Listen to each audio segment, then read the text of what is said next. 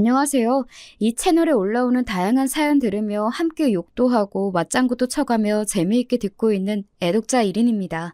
사연들 듣다 보면 내가 의도한 일도 아닌데 살다 보면 속 뒤집힐 일들이 참 많아요.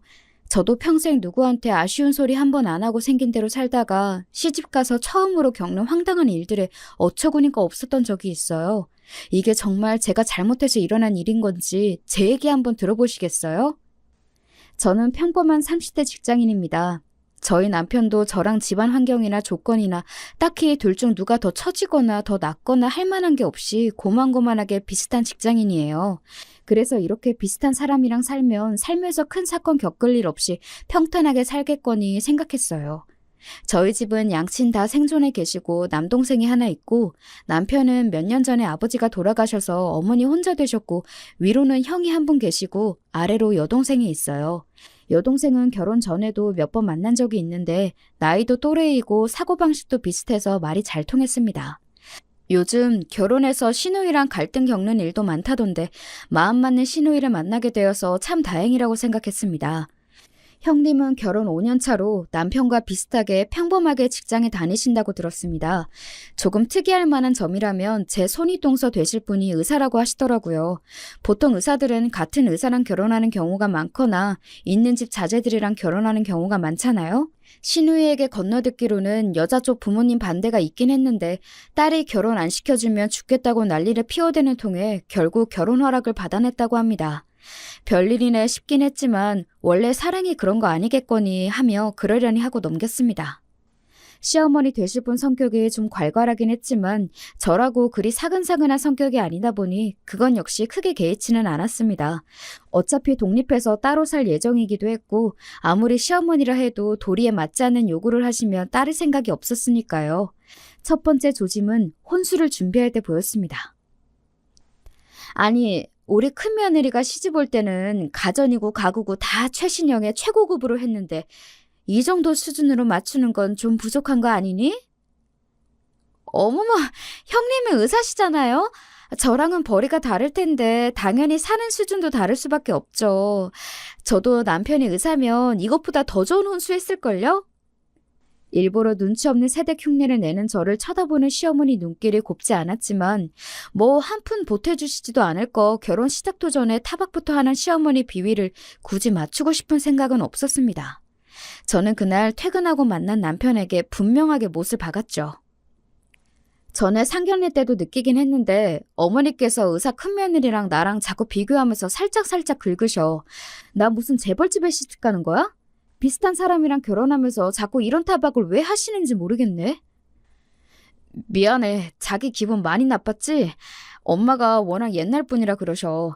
나도 옆에서 자꾸 그러시지 말라고 말씀드릴 테니까 자기도 조금만 참아줘. 응?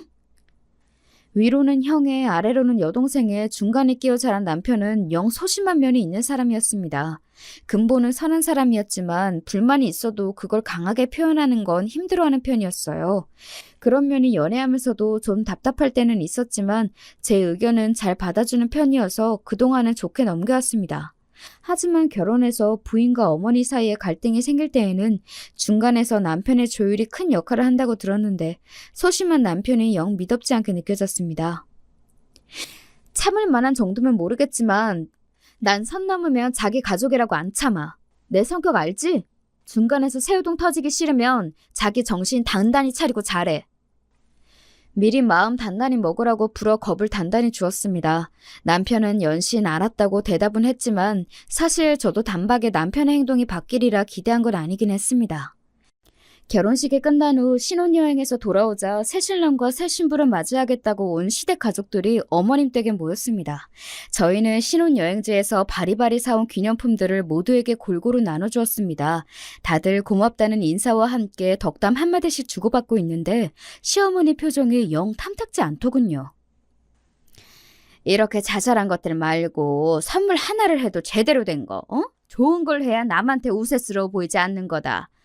큰애는 이런 얘기 굳이 하지 않아도 알아서 잘해왔는데 앞으로 너도 우리 집 식구이니 네 큰 동서한테 배울 건 잘 배우더라. 제 집 식구가 되자마자 얻는 타박에 제 기분도 언짢아졌습니다. 결혼할 때 뭐 하나 도와주시는 것도 없이 저희끼리 다 해결한 마당에 들을 만한 소리는 더더욱 아니지 싶었어요. 제 표정이 대번이 안 좋아지자 제 눈치를 살핀 신우이가 한마디 했습니다. 아이 참 엄마는 선물한 사람 민망하게 괜히 마음에도 없는 소리 하신다. 그 먼 데서 이렇게나 식구들 생각해서 챙겨오는 게 쉬운 일인 줄 알아? 벌써부터 언니 시집자리 시킬 생각 마시고 예뻐만 해주세요. 어색해질 뻔한 분위기가 신우이의 너스레 덕에 겨우 풀렸습니다.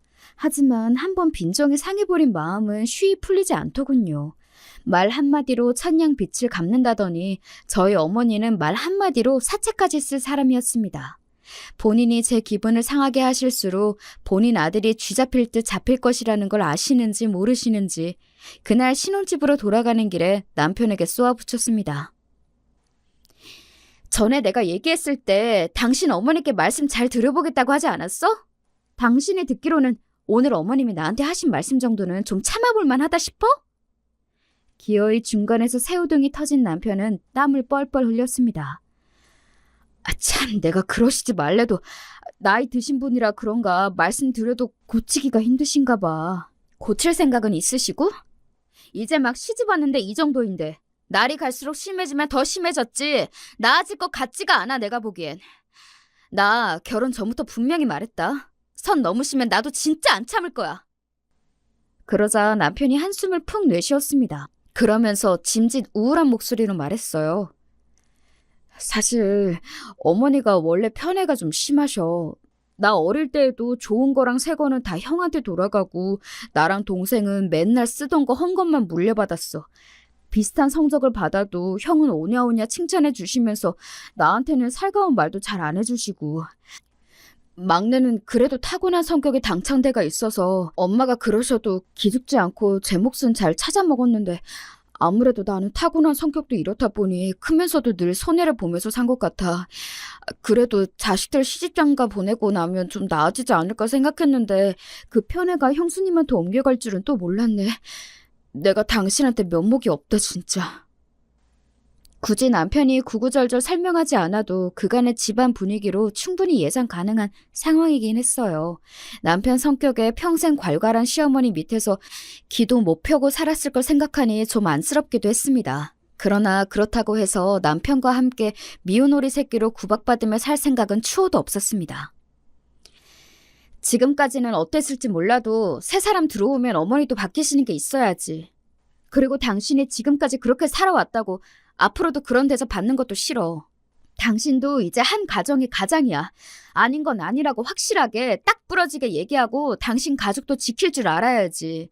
나는 나와 내 남편 지켜야겠으니 하고 싶은 말은 하고 살아야겠어. 당신이 직접 할 자신 없으면 내가 하는 것까지 토달지 마. 남편은 풀이 죽으면서도 다음번에도 무례하게 굴면 참지 않겠다는 제 선언에는 손을 들어주었습니다. 직접 말은 하지 않았지만 남편 역시 아까 신혼여행 선물 타박을 들은 것이 영 기분이 좋지 않은 것 같았습니다. 누군들 안 그렇겠습니까? 그 먼 나라에서 기껏 생각해서 돈 쓰고 힘 들어가며 선물했더니 안 하니만 못한 소리를 들었는데요. 거기다 남편도 혼자 차별을 감당할 때와는 달리 제 척까지 곱지 않은 눈으로 바라보는 제 시어머니께 슬슬 불만이 차오르기 시작한 것 같았습니다. 그래도 처음에 모호한 태도와는 달리 저와 뜻을 같이 하고 있다고 생각하니 앞으로 갈등이 생겨도 오늘처럼 짜증만 나지는 않겠지 생각했죠. 그러고는 결혼식 이후 직장에 복귀하고 저도 남편도 새로운 생활에 적응하느라 정신없이 바빠 첫 시댁 방문의 기억은 조금씩 잊혀가고 있었습니다. 정신없이 오후 업무를 보고 있는데 갑작스럽게 시어머니에게서 연락이 왔습니다. 네, 어머니, 이 시간에 어쩐 일이세요? 얘는 시어머니가 전화 좀 할 수도 있지. 대뜸 첫마디가 그게 뭐야? 나 픽업 좀 와야겠다. 네? 친구들 모임이 있는데 너 결혼하고 처음이니 인사도 할 겸 퇴근하면 곧장 집으로 와. 어머니, 지금 저희 부서 가장 바쁜 요일이에요. 오늘 야근 확정이에요. 일정이 있으면 미리 연락을 주시지. 퇴근 시간 1시간 전에 말씀해 주시면 어떡해요. 아니, 내가 얘기하기 전에 시집을 왔으면 시어머니 지인분들께 먼저 인사를 드리는 게 예의 아니니? 그리고 네가 야근을 하는지 집으로 가는지 내가 어떻게 알아? 가뜩이나 바빠 죽겠는데 짜증이 확 치밀어 올랐습니다. 시댁 쪽 식구들에게 인사를 드리지 않은 것도 아니었어요. 바쁜 와중에도 주말에 쉬지도 못하고 틈틈이 불려가서 어머님 친정 식구들이며 모임 지인분들이며 부지런히도 인사를 드렸습니다. 그런데 평일에까지 꼭 이러셔야 하나요? 저는 끓어오르는 화를 누르며 답했습니다. 그렇게 말씀하셔도 오늘은 업무 때문에 도저히 시간을 뺄 수가 없어요. 형님은 개원이라 6시면 바로 퇴근하시니까 오늘은 형님하고 같이 갔다 오시고 저랑은 다음에 같이 가세요, 어머니. 아니, 그냥 직장인인 너하고 바쁜 의사 선생님이 큰애하고 같아? 순간 인내심이 뚝 끊기는 것 같았습니다. 아니, 형님이 의사면 의사지. 의사인 형님 시간은 금이고 직장인인 제 시간은 똥입니까? 더 대꾸하고 싶지도 않아 지금 바로 회의 들어가야 해서 끊습니다. 딱딱하게 말하고는 전화를 끊어버렸습니다. 친정에서 자라면서는 단 한 번도 부모님께 남동생과 차별받은 적이 없었던 제 입장에서는 남이 저를 이렇게 함부로 대한 역사가 없었습니다. 그래서 이건 열이 받다 못해 다소 기이하게 느껴질 정도였죠. 같은 동시간대 대한민국에서 살고 있는 사람끼리 이렇게나 다를 수가 있다니 어머님을 내 이해의 범주에 넣어서는 안 되겠구나 싶었죠. 야근하고 들어갔더니 전화로 남편이 한 소리를 들었는지 말을 전하더군요. 자기가 엄마한테 쌓인 게 많은 건 아는데 그래도 어른이 말씀하시는 중인데 전화를 끊어버리는 건 좀 그랬어. 뭐라고? 토시 하나 빼놓지 말고 어머니 말씀하신 그대로 얘기해. 제 매서운 기세에 남편이 우물거리며 말했습니다. 친구들에게 새 며느리 소개를 시키려고 좀 데리러 오라고 했더니 바쁘다고 있는 대로 유세를 부리며 끊더랍니다. 당신 진짜 바보야? 아니면 당신한테 진짜로 내가 그거밖에 안 되는 사람이야? 아무렴 내가 좋게 소개시켜준다는데 유세 떨며 전화 끊었겠어. 퇴근 시간 직전에 갑자기 전화해서는 일이 바빠서 퇴근도 못한다는데 예의 없는 취급하면서 의사 며느리랑 비교하면서 셔틀 취급하는데 그냥 참아? 그딴 소리밖에 못할 거면 앞으로 나한테 어머니 말씀 전하지 마. 문을 쾅 닫고 혼자 들어와 버렸습니다. 부하가 치밀어서 견딜 수가 없었습니다. 제가 도대체 왜 이런 취급을 받아야 합니까? 처음으로 남편과 결혼한 걸 후회했습니다. 결혼하기 전에 어머니가 저런 분이신 줄 알았으면 너랑은 절대 결혼 안 했으리라 씩씩대고 있으니 곧 제 눈치를 보며 남편이 방 안으로 들어왔습니다.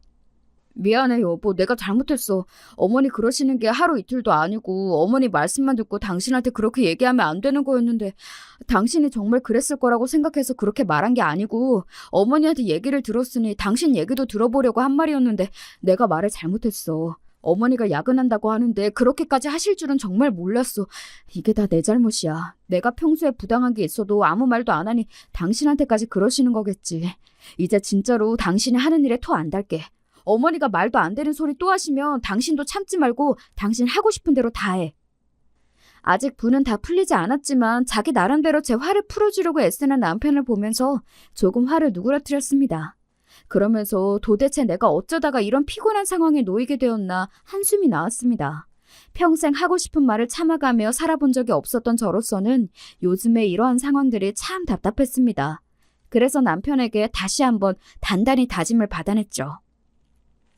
나 저번에 한 말 그냥 한 거 아니야. 아무리 당신 며느리라도 서로 지켜야 할 예의라는 게 있는 거야. 그리고 난 나에게 최소한의 예의도 지키지 않는 사람한테까지 예의 지킬 정도로 착한 사람도 아니고 당신 어머니라서 참아주는 건 딱 오늘까지야. 앞으로 나 막 나간다고 딴소리 하지 말고 자신 없으면 지금 얘기해. 아니야, 나도 그냥 한 소리 아니야. 나한테 그러시는 것까지는 이게 내 팔자지 싶어 참았는데 아들이 결혼을 했는데 당신한테까지 이런 식으로 구는 건 나도 당신 보기 창피해서 안 되겠어. 앞으로 또 이렇게 말도 안 되는 요구하시면 당신 참지 말고 할 말 다 해. 어머니 연락 안 받아도 나도 뭐라고 안 할게. 남편에게 단단히 다짐을 받아내고는 그래, 이제 나도 더는 안 참는다. 마음 먹고 기회가 찾아오기만을 벼르고 벌렸습니다. 그리고 예상했던 것처럼 그 기회는 멀지 않은 날에 다시 찾아왔죠. 할머님 제사가 있는 날이라 바쁜 와중에도 팀원들 눈치를 봐가며 간만에 정시퇴근을 한 날이었습니다. 퇴근 후 곧장 어머님 댁으로 갔는데도 7시 가까이 됐더라고요. 그런데 저 말고 아무도 온 사람이 없었습니다. 어머님, 형님은요? 너 왔으면 됐지. 네 형님은 또 왜 찾아? 어머님, 그건 아니죠. 이 집 며느리가 저 하나인가요? 이 집 아들들이며 딸이며 하나도 없고 저도 오늘 회사에서 있는 눈치 없는 눈치 다 봐가며 겨우 정시 퇴근해서 곧장 어머님 댁으로 온 거예요. 애들이야 퇴근하면 어련히 알아서 오겠지. 너는 결혼하고 처음 맞는 시댁 제사인데 뭐가 그렇게 불만이 많아? 올 때 되면 안 올까? 형님 병원은 어머님 댁에서 걸어서 10분 거리에 있었습니다. 6시면 진료가 끝나니 거기서 굴러서 왔다 하더라도 저보다 먼저 도착해야 정상인데 코빼기도 보이지 않는 형님도 덩달아 얄밉게 느껴졌습니다. 될 대로 되라 저는 소파에 푹 퍼질러 앉았습니다. 아니, 왔으면 얼른 시작할 일이지. 할 일이 얼마나 많은데 그러고 앉았어? 저 오늘 회사에서도 화장실 갈 시간도 없이 일하다가 곧장 일이 온 거예요. 일할 사람 다 오면 그때 움직일 테니 좀 두세요. 불어 기분 나쁜 티를 숨기지도 않고 말하자 어머님이 어처구니가 없다는 표정으로 저를 쳐다보았지만 제 입장에서는 어머니만큼 어처구니 없는 경우가 없었기에 신경도 쓰지 않았습니다. 7시가 넘어가자 시누이와 남편, 아주버님이 차례로 들어오셨고 8시가 다 되어서야 형님이 들어서셨습니다. 아유, 다들 먼저 와 계셨네. 중간에 약속이 있어서 조금 늦었어요, 어머니. 아이고, 볼일 다 보고 오지. 급하게 오느라 고생했네. 예, 둘째 너 첫째 마시게 물 좀 가져오너라. 어머니가 떠다 드리세요. 온 집안 분위기가 순식간에 경직되는 게 느껴졌습니다. 제가 화가 나도 단단히 났다는 게 모두에게 전해졌을 테니까요. 그간 어머니께서 제가 하신 짓이 있으니 마냥 저만 미친 인간이 된 게 아니라는 점이 다행이었을까요? 얼굴에 시뻘개진 어머님이 말문이 막혀 서 있으니 중간에서 뭔가 단단히 탈이 났음을 직감한 시누이가 끼어들었지만 제가 바로 막아버렸습니다. 아, 큰올케 내가 물 갖다 드릴게. 아니요, 아가씨. 어머님이 가져다 주실 거예요. 어머님, 그러실 수 있죠? 그렇게 귀하디 귀한 의사 며느리인데 어머님께서 물 한 잔 못 갖다 드리겠어요? 이제 온 집안 식구가 제 눈치를 보기 시작했습니다. 눈치 없이 얄밉게 굴던 큰 동성까지 제 눈치를 슬슬 보았죠. 아이고, 언니가 화가 나도 단단히 났나 보네. 엄마, 도대체 또 언니한테 어떻게 했길래 언니가 이렇게까지 화가 났어? 아니, 화를 내도 내가 내야지. 왜 지가 화가 나? 며느리가 혼자 먼저 일 좀 할 수 있는 거지. 뭘 그런 걸로 저렇게 유난이야, 유난히. 자기 형님 의사라 바쁜 거 뻔히 알면서 꼭 저렇게 마음에 안 드는 티를 내야겠어? 어머니도 좀 그만하세요. 어머니가 자꾸 그러시면 중간에서 저랑 이 사람이 얼마나 난처한 줄 아세요? 새 사람 들어온 지 얼마나 됐다고 벌써 이렇게 마음 상하게 만드십니까? 그간 어머니가 너무하셨어요. 정말 제 편을 들어주시려는 건지 제게 불똥이 튈까 걱정이 돼서 선수치는 건지는 몰라도 아주버님께서도 제법 크게 역정을 내셨습니다. 형님도 한마디 거두셨어요. 그래요, 어머님. 동서가 그간 얼마나 서운한 게 많았으면 그랬겠어요. 오늘은 제가 말도 없이 늦어서 실수한 게 맞아요. 내가 미안해, 동서. 손윗 사람이 내가 더 잘했어야 하는데 그만 눈치 없이 굴어버렸네. 다음에는 무슨 일이 있으면 꼭 먼저 연락하고 웬만하면 제 시간에 올게. 그만 마음 풀어. 남편은 제가 민망해 고개도 제대로 들지 못하고 있었습니다. 저는 더는 그 자리에 있고 싶지가 않았어요. 어머님과 남편을 제외한 모두가 만류했지만 저는 자리를 털고 일어섰습니다. 제가 이런 기분 상태로 지금 여기 있는 건 오늘 제사 지낼 할머님께도 예의가 아닌 것 같아요. 오늘은 이만 돌아가 보겠습니다. 그 길로 뒤도 돌아보지 않고 집으로 돌아와 버렸습니다. 남편은 따라 나오지 않더군요. 너도 결국 어머님 아들이구나 배신감이 느껴졌지만 그저 모든 게 다 귀찮았습니다. 그렇게 침대에 2시간쯤 누워있었을까 신우이에게서 전화가 왔습니다. 언니, 저 지금 언니 집 근처인데 우리 차 한잔 할까요? 시간이 늦어 신우이를 집으로 불렀습니다. 신우이에게 차 한 잔을 내어주고 제가 물었습니다. 아가씨, 제사는 잘 지냈어요?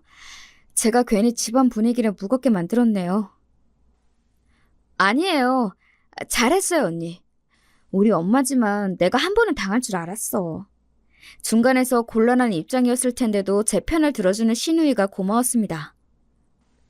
고마워요, 아가씨. 아가씨가 남편보다 낫네. 그 말에 잠시 멈칫하던 신우이가 말했습니다. 언니, 우리 제사 못 지냈어요. 언니 나가고 나서 오빠가 한바탕 뒤집었거든.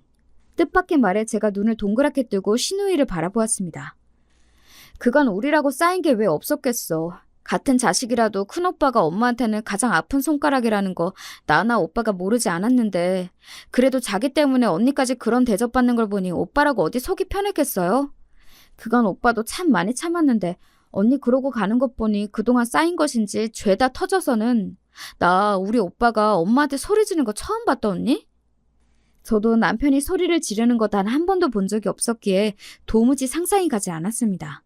다소 답답하다 싶을 정도로 참는데 익숙한 사람이 나 때문에 터졌다고 생각하니 아까의 배신감은 어느새 사라지고 상처받았을 남편이 안쓰럽게 느껴졌습니다. 어느 정도였냐면 오빠가 이러실 거면 차라리 얼굴 보지 말자고까지 하더라니까요.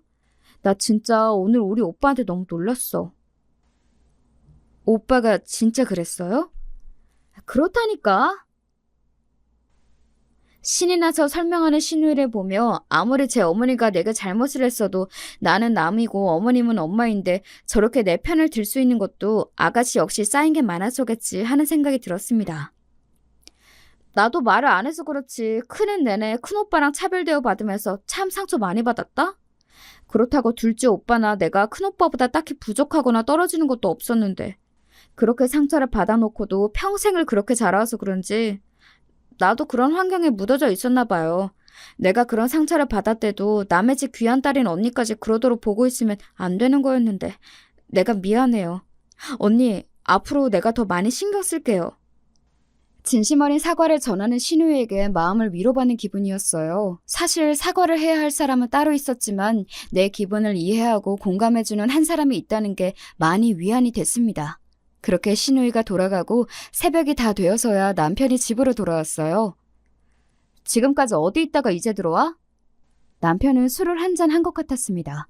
평소에 잘 마시지도 않는 술을 마신 건 역시 속상해서였겠죠. 부인이 제 어머니께 그런 취급을 당한 것도 그 때문에 난생 처음 제 어머니께 소리를 질러가며 절연하자는 이야기까지 한 게 그 사람 입장에서는 감당하기 어려운 일이었을 겁니다. 내가 당신한테 정말 미안해. 우리 장인 장모님이 당신 이렇게 귀하게 키워주셨는데 이런 대접 받을 사람이 아닌데 나한테 시집와서 이런 꼴이나 보게 하고 내가 정말 너무 못난 남편이야. 미안해 여보. 혀가 꼬여가는 걸 간신히 정신 부여잡아가며 사과하는 남편이 딱해 보였습니다. 저라고 저런 어머니 밑에서 자라고 싶었을까요? 사랑받지 못했던 유년기의 남편을 꽉 안아주고 싶었습니다. 저는 결혼하고 겨우 몇 달 당했는데도 억울하고 서러운 마음을 견디기가 어려웠는데 평생 저런 환경에서 남편이 자라왔다고 생각하니 너무 마음이 아팠습니다. 나 이제 어머니 안 볼 거야. 내 가족은 이제 당신 하나뿐이야. 당신한테 함부로 대하는 사람은 그 누구도 용서하지 않을 거야. 술에 취해 잠든 남편을 보며 그래 이 사람이 내 편이면 됐지 마음을 달랬습니다. 그 소란이 있은 후로 한동안 어머니께는 따로 연락이 오지 않았습니다. 남편 역시 어머님을 찾지 않았죠. 그렇게 보름쯤 지났을까 신우이를 통해서 어머니께 연락이 왔습니다. 언니, 엄마가 언니랑 오빠 밥 한 끼 먹이고 싶대요. 아무래도 언니한테 사과하고 싶은 모양이야. 저 잘못한 거 없다며 끝까지 뻗대실 줄 알았는데 뜻밖의 소식이었습니다. 정말 안 갈 거야? 안 간대도. 소식을 들었는데도 남편은 고집을 피웠습니다. 예전 같으면 상상도 못할 일이었어요. 저는 비록 어머님이 잘못하시긴 했어도 모자 사이를 갈라놓은 게 아닌가 마음이 쓰이지 않을 수가 없었습니다. 끝까지 잘못을 인정하지 않는다면 모르겠지만 그래도 사과하겠다는 뜻을 보였잖아요. 그래서 슬그머니 남편을 찔러보았습니다. 안 간대도 그러네. 여전히 고집을 피우는 남편에게 말했습니다. 사과를 안 하려고 하셨으면 나도 이런 소리 안 했을 거야. 그런데 사과하시겠다잖아. 사실 나도 나인데 나는 당신이 어머님한테 꼭 사과를 받았으면 좋겠어. 그간 평생 당신한테 잘못하셨잖아. 사과 받고 나서 어머님을 계속 보든 지금처럼 안 보든 그것까진 뭐라고 하지 않을게. 그래도 난 당신이 한 번은 사과를 받아야 당신 그간 받았던 서름이 좀 풀릴 것 같아. 내가 내 엄마를 모르겠어? 평생을 저렇게 사신 양반이야. 지금이야 생전 안 그러던 내가 그렇게 세게 나오니까 당황해서 저러시는 거겠지. 지금 굽히고 들어가면 또 금방 똑같아질 거야. 그렇게 되면 괜히 당신만 더 고생이야. 그건 그때 되어봐야 알지. 그리고 정말 당신 말처럼 똑같이 예전처럼 그러시면 그때 가서 안 봐도 되는 거잖아. 이대로 당신이랑 어머니 사이가 영영 틀어지면 나도 영 개운치 않을 것 같아서 그래. 남편은 여전히 마뜩지 않은 기색이었지만 제가 일주일을 설득한 끝에 어머님의 초대를 받아들이기로 했습니다. 거의 한 달 만에 보는 작은 아들 내외와 어머님 사이는 어색하게 짝이 없었죠. 중간에서 신우이가 분위기를 풀어보려고 무진 애를 썼습니다. 엄마, 오빠도 아직 마음 안 풀렸는데 언니가 어머니 보러 오자고 설득해서 온 거래. 언니가 정말 큰 사람이야. 엄마는 이런 며느리 얻은 걸 감사해야 해. 시어머니의 표정이 떨떠름하긴 했지만 사과를 하려고 불렀다는 말이 거짓은 아니었는지 어머님이 어색하게 입을 여셨습니다. 내가 행동거지를 좀 조심했어야 하는데 그렇지를 못해 너희들 속을 많이 상하게 미안하다. 아는 거 없는 늙으니까 뭘 몰라서 그랬겠거니 하고 이번만 한번 넘어가다오. 사과치곤 두루뭉실하고 담백했지만 남편 입장에서는 평생 처음 받는 어머니의 사과일 테니 그 정도로 만족하고 넘어가기로 했습니다. 남편의 표정 역시 여전히 굳어 있었지만 그래도 평생 저 잘못한 거 없다며 떵떵거리며 살아온 제 어머니의 사과에 조금은 표정이 풀어진 것도 같았습니다. 그렇게 다소 어설프기는 하지만 어찌저찌 일이 풀리고 예전만큼은 아니지만 간간히 어머님과 서로 안부 전화 정도는 주고받았습니다. 예, 요새 네 남편은 어찌 지내니? 그 사람이야 잘 있죠. 그 사람하고는 연락 안 하세요? 아니, 내가 먼저 하긴 하는데 걔가 먼저 연락 오진 않아서. 화해를 하긴 했지만 확실히 남편의 태도는 이전과는 달랐습니다. 어머니 앞에서 쩔쩔매던 모습은 이제 온데간데 없었어요. 한 번 미련을 털어낸 적이 있어서인지 오히려 남편은 홀가분해 보였습니다. 이제 아쉬워진 건 어머님 쪽이 되었죠. 평생 찍어 눌러가며 제 입안에 혀처럼 굴던 아들이었는데 이제는 먼저 연락을 해도 대면대면 했으니까요. 처음에는 제 눈치를 보며 연락을 자주 안 하던 어머님도 답답하셨는지 아들이 궁금할 때면 제게 연락을 해오셨습니다. 아니 아무리 나한테 서운한 게 있다고 해도 그렇지 늘 하던 연락도 뚝 끊고 결혼하고 확실히 변했어. 슬슬 제 탓에 시동이 걸리는 듯하여 아무런 대꾸도 하지 않았습니다. 저 역시 걸려오는 전화를 피하지는 않았지만 그간의 일이 없던 일이 되는 것도 아닌데 아무 일도 없었던 것처럼 어머님을 대할 수는 없었습니다. 애초에 싹을 잘라야 한다는 생각도 들었고요. 아들만큼은 아니지만 못지않게 대면대면한 며느리에 대한 불만이 느껴졌으나 애초에 본인이 자초한 바가 없지 않으니 굳이 신경 쓰지 않았습니다. 가급적이면 따로 찾아뵙는 일도 자제했습니다. 그간의 경험으로 봐서는 서로 최대한 안 보는 것이 분란을 만들지 않는 방법이라는 생각에 저도 남편도 동의했습니다. 제게 연락해 오실 때에는 자꾸 남편과 함께 밥이라도 먹으러 오라고 말씀하셨지만 저보다도 남편이 더 심드렁해했습니다. 뭐 저 맛있는 거 먹이고 싶어서 오라고 하셨겠습니까? 당신 아들 얼굴 한번 보고 싶어 그러셨겠죠. 조금은 안쓰러운 마음이 들기도 했으나 정작 이런 관심이 필요했던 어린 남편에게는 쌀쌀맞게 굴었던 예전 어머니의 모습을 떠올리면 역시 어머님보다는 제 남편이 더 안쓰러웠습니다. 하지만 거절도 한두 번이지 어머님은 자꾸 밥 먹으러 오라고 하시는데 남편은 거절을 반복하니 중간에 낀 제 입장이 슬슬 껄끄러워지기 시작했습니다. 제가 불만을 토로하자 남편은 당신도 더는 어머니 생태 받아주지 말고 자꾸 곤란한 요구하면 전화 받지 마. 라며 냉정하게 나왔습니다. 예전에 그 물렁하던 남편은 이미 떠나고 없었죠. 그래서 다시 비슷한 목적의 연락을 받게 되자 저는 남편의 뜻을 제대로 전달하기로 했습니다.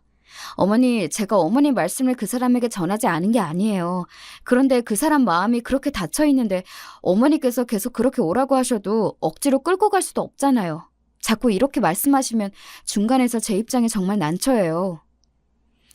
네 남편이 그렇게까지 싫다고 하면 너라도 한 번쯤은 혼자라도 올 수 있는 거 아니니? 내가 이 나이에 먼저 사과까지 했는데 너희 둘 다 정말 너무한다. 수화기 너머로 울먹이는 어머님의 목소리가 들렸습니다. 이 상황이 정말 피곤하게 느껴졌지만 그래 한 번은 다녀오지 뭐 생각하며 주말에 혼자서라도 한 번 찾아뵙겠다 말씀드렸습니다. 뭐하러 부록 피곤한 일을 만들어.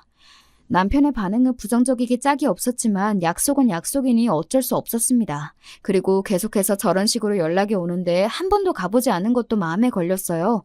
당신 없이 혼자 다녀오마 말하자 남편이 맞듣지 않다는 투로 말했습니다. 가서라도 예전처럼 트집 잡고 하대하시면 더 있지 말고 그냥 박차고 나와.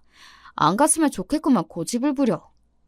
그러게 내가 사서 고생을 하는구나. 제 발등을 찍으며 약속한 주말에 어머님 댁으로 향했습니다. 어머님 혼자 계실 줄 알았던 댁에는 뜻밖에도 오랜만에 보는 큰형님이 함께 있었습니다. 어머, 동서 오랜만이네? 오늘 동서도 오는 거였구나. 형님 말을 들으니 형님도 제가 오는 줄은 몰랐던 건지 당황한 눈치였습니다. 어머님과 형님 저 셋만 있다고 생각하니 그 자리가 더 불편하게 느껴졌어요. 왔니? 시어머니는 여상한 투로 말하며 부엌에서 나오셨습니다. 어색한 분위기를 풀어보려고 큰 동서가 짐짓 들뜬 듯한 말투로 말했어요. 어머님이 백숙하시던데 우리 동서 몸보신 시켜주려고 그러셨나 보다. 아니요, 그 몸보심은 형님 시켜주려고 하신 걸 텐데요. 속으로 생각하며 그저 고개만 주걱거렸습니다. 이내 식탁에 백숙 한 상이 차려지고 어머님께서 저희를 부르셨습니다. 자, 우리 첫째, 올해도 병원 꾸려나간다고 고생이 많았다. 하나 들어라. 시어머니는 2마리 중 1마리의 닭을 붙잡고 큼직하게 다리 하나를 떼어다 형님 앞접시에 올려주었습니다. 당황한 형님이 제 눈치를 보는데도 아랑곳 않고 말이죠. 아, 이거였나? 둘째 뭐하니? 너도 얼른 먹어라. 어머님 속이 빤히 보였습니다. 결국은 제 아들 없이 혼자 나타난 눈에 까신 둘째 며느리가 곱깝다 이거겠죠. 과연 남편 말대로였습니다. 어머님은 역시 어머님이시더군요. 먹으라는 말뿐이지 당연히 형님에게 했던 것처럼 다리를 뚝 떼어주시는 퍼포먼스는 역시 제게는 일어나지 않더군요. 평소에 닭다리를 별로 좋아하지도 않지만 어디 한번 내키는 대로 해보시라 싶어 제대로 판을 깔아드리기로 했습니다. 저는 보란듯이 남은 다리 하나를 똑 떼어내어 제 앞접시로 가져갔습니다. 너 지금 뭐하니? 시어머니가 날카롭게 소리쳤습니다. 예상에서 한치도 벗어나지 않는 반응에 그만 헛웃음이 터질 뻔했습니다. 중간에서 형님만 난처해서 눈이 이리저리 굴리고 있었죠. 먹으라면서요. 먹으라 하셔서 먹으려 하는 건데요. 누가 너더러 닭다리 먹으래? 이건 다 큰애 거야. 어딜 주제의 의사면이랑 같은 대접을 받으려고 들어? 시어머니가 제 앞접시에 놓인 닭다리를 휙 채워가더니 형님 앞접시 위에 닭다리 위에 제가 가져간 닭다리를 턱 올려놓았습니다. 누가 보면 닭다리가 집안 대대로 내려오는 갑옷쯤 되는 줄 알았을 겁니다. 뭐 이런 인간이 다 있나 싶어서 시어머니 얼굴을 빤히 보고 있자 도리어 형님이 당황해서 어쩔 줄은 몰라 했습니다. 저는 앉은 자리에서 손을 높이 들어 올려 숟가락을 들고는 있는 힘껏 바닥으로 내팽개쳤습니다. 날카로운 챙그랑 소리가 정적을 깨고 더 크게 울렸습니다. 너 대체 이게 무슨... 이러니 아들한테도 외면당하지. 거침없는 제 말에 시어머니 낯빛이 딱딱하게 굳어버렸습니다. 제가 혹시나 했는데요. 어머님은 참 역신하시네요. 저야 남의 자식이라 그렇다 쳐도 제 남편한테도 이런 식으로 구셨어요? 경악해서 대꾸도 못하는 시어머니에게 저는 참지 않고 속에 있던 말을 그대로 내뱉었습니다. 제가 여기 온다고 할 때 남편이 말렸는데요. 제가 여기 왜 온다고 한지 아세요? 어머님 불쌍해서 온 거예요. 저 평생을 제 자식 가슴에 생채기 낸 줄도 모르고 제 멋대로 사시다 결국엔 아들한테 버림받은 어머님이 불쌍해서. 동서! 거르지 않고 뇌에서 내보내는 그대로 내뱉는 저를 보며 큰형님이 어쩔 줄은 몰라 했습니다. 그러든지 말든지 아랑곳 않고 저는 하던 말을 계속했습니다. 그래요. 형님 공부 많이 하셨고 의사시고 대단하신 분이시죠. 그렇게 어머님 주제에 맞지 않는 며느리 보셨으니 눈이 횟가닥 돌아버리신 것도 알겠는데요. 그걸 왜 제가 받아줘야 해요? 제가 뭐 그렇게 대단한 집에 시집왔다고? 시시각각 불그락 푸르락 변하는 어머님 얼굴이 참 우스워 보였습니다. 그간 제 남편이 오래 참은 거였죠. 어머님 같은 사람을 또 누가 견디겠어요? 너 때문이야! 시어머니가 분을 못 참겠는지 소리를 꽥 질렀습니다. 다 너 때문이야. 너랑 결혼하기 전까지는 나한테 말대꾸 한 번 안 했어. 내 아들 입에서 어떻게 나 안 보고 살겠다는 소리가 나와? 이게 다 결혼 잘못해서 네가 이 집에 잘못 들어와서 그런 거야? 부끄러운 줄도 모르고 미친 소리를 하는 시어머니가 가소로워 보였습니다. 저 때문이 아니라 제 덕분인 거죠. 제 남편이 저 아니었으면 평생 저 아껴줄 줄도 모르는 매정한 어머니 밑에서 평생 상처받으며 살았을걸. 이제라도 제정신 차렸으니 어머님은 저한테 고마워하셔야 해요. 물론 고마운 줄도 모르시겠지만 오늘이 저 여기 마지막으로 오는 날이에요. 남편은 어머니 보고 살 생각 없대요. 당신 가족은 이제 저 하나뿐이라네요. 어머님 어째요? 제 남편한테 이미 버림받으셨어요, 어머님은. 이 말을 끝으로 저는 미련 없이 그 자리에서 돌아섰습니다. 현관 밖으로 나오는 제 귀에 시어머니가 세상이 떠나가도록 오열하는 소리가 들렸어요. 그렇게 서럽게 우는데도 단 한 톨의 동정심도 들지 않았으니 저도 시어머니한테 더 이상 떨어질 정도 없었던 모양입니다. 저는 그 길로 곧장 제 친정집으로 향했습니다. 엄마, 나 백숙해줘. 갑자기 나타난 저는 그게 웬 뚱딴지 같은 소리야? 친정엄마는 황당해하면서도 좀처럼 이거 해달라 저거 해달라 하는 성격이 아닌 제게서 받은 간만의 주문에 어쩐지 조금 신나 보이셨습니다. 얘가 왜 평소에 안 하던 소리를 해? 하시면서도 예고 없이 찾아온 딸이 반가우셨는지 결혼 전처럼 함께 손을 잡고 장을 보는 내내 기분이 좋아 보이셨어요. 되도 않는 남의 엄마한테 에너지 쏟지 말고 내 엄마한테나 잘할 걸 속으로 생각하며 괜히 엄마한테 투정을 부렸습니다. 엄마, 나 백숙 4마리 해줘, 4마리. 그걸 누가 다 먹는다고? 눈을 휘둥그레 뜨시면서도 속으로는 백숙용 생닭 4마리를 카트에 집어넣는 엄마에게 철없는 어린애처럼 말했습니다. 닭다리 8개 내가 혼자서 다 먹을 거야. 얘가 왜 생전 안 부리던 식탐을 다 부린대? 그래, 너 다 먹어라, 너 다 먹어. 다 커서 시집까지 간 딸의 말도 안 되는 억지에도 마치 어린 딸내미를 보듯 사랑이 가득한 엄마의 눈을 보면서 순간 남편이 안쓰러운 마음에 가슴속에서 뭔가가 울컥 올라오는 기분이었습니다. 그때 남편에게서 전화가 걸려왔습니다. 저는 평소처럼 전화를 받고는 말했죠. 자기, 엄마 집으로 백숙 먹으러 와. 뭐? 분명 무슨 일인지 알고 제게 전화를 했을 겁니다. 제가 그러고 나왔는데 형님이 아무리 눈치가 없다 해도 남편에게 연락하지 않았을 리가 없잖아요. 무거운 마음으로 전화를 걸었을 남편은 아무렇지 않은 제 목소리에 오히려 당황한 눈치였습니다. 엄마 백숙이 먹고 싶어서 친정집에 왔어. 우리 엄마 백숙 잘해. 우리 오늘 저녁은 엄마 아빠랑 같이 먹자. 제 말에 남편은 그만 말문이 턱 막힌 듯 했습니다. 한참을 말이 없다 곧 가겠다며 전화를 끊더군요.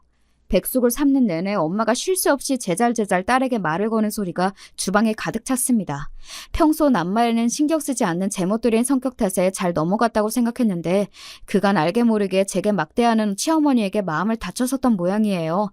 바쁜 딸이 시간을 쪼개 찾아왔다는 것만으로 생복해하시는 엄마 모습을 보면서 그래, 부모에게 사랑받는 느낌은 이런 거였지 마음이 녹아내리는 것만 같았습니다. 굳이 남편까지 불러서 백숙을 먹이려 한 건 남편이 오늘의 기억을 또다시 상처로 남기게 두고 싶지 않아서였어요. 비록 제 친부모는 아닐지라도 서로를 사랑하는 가족 틈에서 따뜻한 저녁 식사 한 끼를 먹이고 싶었습니다. 금세 도착한 남편과 저 친정 부모님까지 내 식구가 도란도란 한 식탁에 머리를 맞대고 앉아 백숙을 먹기 시작했습니다. 저희 엄마가 본인 몫의 닭에서 다리 2개를 뜯어다 저와 본인 사위 밥그릇에 척 얹어주셨습니다. 그러자 저희 아빠가 본인 몫의 닭에서 다리를 하나 뜯어 엄마 밥그릇에 얹어주셨어요. 저는 제 몫의 닭에서 떼어낸 닭다리 하나를 남편 밥그릇 하나 더 올려주었습니다. 어머 여보 얘 좀 봐. 아까 닭다리 8개 자기가 다 먹을 거라고 생떼를 쓰더니 곳에 제 닭다리까지 제 신랑한테 넘겨주네. 제 남편이라고 챙기기는 딸 자식 키워봐야 소용이 없구먼. 짐짐 너스레를 떠는 엄마 아빠 앞에서 겸연쩍게 웃으면서도 남편은 행복해 보였습니다. 고개를 숙이고 열심히 닭다리를 뜯는 남편 눈에 살짝 고인 눈물은 모른 척했습니다. 부디 남편이 오늘 이 자리를 오랫동안 기억해 주길 바랐습니다. 그 이후로 시어머니와는 완전히 절연했습니다. 마지막에 가슴에 무언가 더 맺힐 것도 없이 하고 싶은 말을 죄다 퍼부어주고 온 탓인지 미련도 아쉬움도 일절 남는 것이 없었습니다. 어설프게 남아있던 동정심까지 사라지고 나니 오히려 홀가분했습니다. 남편이 이런 마음으로 시어머니를 찾지 않았던 걸까 싶었습니다. 소식을 들은 시누이는 예상했던 대로 온전하게 저희 편이 되어주었습니다. 시어머니의 행태에 질릴 대로 질린 시누이가 더는 적당히 제 어머니의 비위를 맞춰주지 않고 맞받아치자 그 둘 사이에서도 큰 싸움이 있었다고 합니다. 시누이 역시 오빠처럼 더 이상 어머니에게 지고 들어가지 않기로 결심한 모양이었습니다. 그간 시어머니의 감정 쓰레기통 노릇을 지긋지긋해했던 시누이도 더는 시어머니 연락을 받지 않고 있었어요. 내 엄마인데도 일이 징글징글한데 언니한테도 오죽했겠어요. 시누이는 길게 말하지도 않고 저 한마디로 상황을 깔끔하게 정리하더군요. 시어머니와는 틀어지더라도 시누이와의 관계는 유지하고 싶었던 제 입장에서는 고마운 일이었습니다. 시누이와는 지금도 남편의 동생이자 마음 잘 통하는 친구를 잘 지내고 있습니다. 아주버님과 형님과는 대면대면하긴 하지만 그렇다고 나쁠 것도 없는 관계로 지내고 있습니다. 시어머니와의 볼장 다 보인 마지막 모습을 형님이 고스란히 다 지켜보았으니 사실 제게 정이 떨어진다 해도 딱히 할 말이 없었는데 본인이 사랑을 받는 입장임에도 불구하고 차별받는 제 입장을 이해해준 모양이었습니다. 남편과 시누이, 제가 받을 사랑까지 모두 독차지한 두 분이지만 뭐 그게 또 두 분 잘못은 아니니까요. 게다가 저희 중 그 누구도 그 사랑을 원하지 않으니 더 이상 두 분께 딱히 유감할 것도 없었습니다. 남편은 그 이후 저보다 더 뻔질나게 저의 친정집 문턱을 드나들고 있습니다. 처음엔 어색해하더니 이젠 제가 야근하는 날이면 아예 퇴근을 저희 친정집으로 합니다. 남편이 하도 자주 오니 저희 엄마가 농담처럼 아이고 늙은이들이랑 노는 게 뭐가 재미있다고 자꾸 와. 오지 마. 남편에게 면박을 주어도 예전 같으면 그 농담을 곧대로 듣고 민망했을 남편도 제법 뻔뻔해졌습니다. 민선이랑 노는 것보다 장인어른 장모님이랑 노는 게 더 재미있어요. 쫓아내지 마세요. 하나뿐인 사위가 부리는 애교가 싫지 않으신지 이젠 남편이 저희 친정 식구들과 섞여 있는 모습도 그리 어색한 그림이 아니게 되었죠. 저만 혼자 따돌리고 뭐가 그리 재미있는지 셋이서 수톡대고 있는 걸 보면 어처구니가 없긴 하지만 사실 정말 기분이 나쁘지는 않아요. 처음에는 그간 제 아내가 제 어머니에게 받은 구박과 서름 때문에 미안한 마음에 더 저희 친정 부모님께 잘하는구나 싶었는데 지금 와서 생각해보면 정작 제 어머님에게서는 제대로 받지 못한 애정을 결혼하고 나서야 제 부모님께 받게 된 것이 남편도 썩 마음에 들었던 것이 아니었을까 하는 생각이 들기도 합니다. 저도 이제는 예전에 주눅든 모습이 많이 사라지고 제 엄마 아빠에게도 자연스럽게 대하는 남편의 모습을 보며 이제는 예전에 상처가 많이 치유된 것 같아 따뜻한 기분이 들곤 해요. 저도 사람이다 보니 어쩔 수 없이 드문드문 꼭 시어머니와의 관계가 이렇게까지 될 필요가 있었을까 하는 생각이 불쑥 치고 올라올 때가 있습니다. 하지만 제가 수백 번 수천 번 이런 마음을 먹어봐야 상대방의 시어머니가 여전히 시어머니인 이상 별 의미 없는 가정이겠죠. 물론 제 거침없는 성질머리가 갈등의 불씨를 더 빠르게 당겼다고는 생각하지만 다시 생각해봐도 제가 더 참았다고 해서 결과가 달라지지는 않았을 것 같아요. 그저 제가 속 끓이는 기간만 더 길어질 뿐이었겠죠. 그래서 가끔 그런 생각이 들더라도 그것이 후회로 이어지지는 않습니다. 그보다 저는 제 남편이 비로소 그간의 상처에서 벗어나 정서적으로 완전히 어머니에게서 독립한 것이 만족스러울 따름입니다. 누구도 다른 사람과 부딪히는 상황을 달가워하지는 않을 거예요. 어지간해서는 서로 맞춰가며 살고 싶어하는 게 당연하고 또 남들과 갈등을 빚는다는 건 정서적으로도 참 필요한 일이니까요. 하지만 타인의 마음이 제 마음 같을 수는 없는 노릇이니 살면서 언제든 이런 갈등을 다시 겪을 수도 있겠죠. 그럼에도 불구하고 타인에게서 스스로를 지키고 제게 함부로 대할 수 없게 하려면 저부터가 저 스스로를 최우선으로 두고 스스로에게 당당해지는 것이 먼저인 것 같습니다. 여러분도 당장의 갈등이 두려울지라도 단지 갈등을 피하려는 이유만으로 남들이 여러분을 상처 입히는 것을 내버려 두고 스스로를 등한시하지는 않으셨으면 합니다. 그게 제가 결혼을 통해 배운 가장 중요한 것이거든요.